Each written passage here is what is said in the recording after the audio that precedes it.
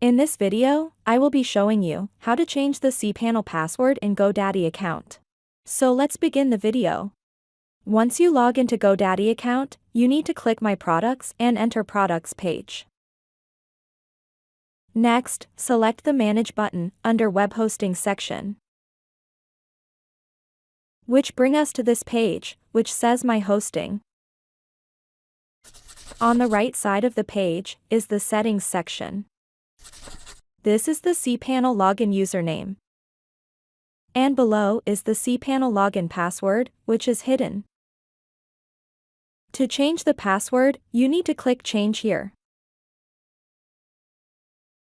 And next, type in the new cPanel password.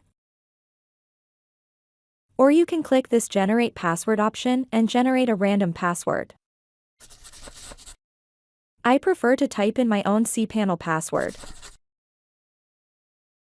And done setting the new cPanel password in GoDaddy.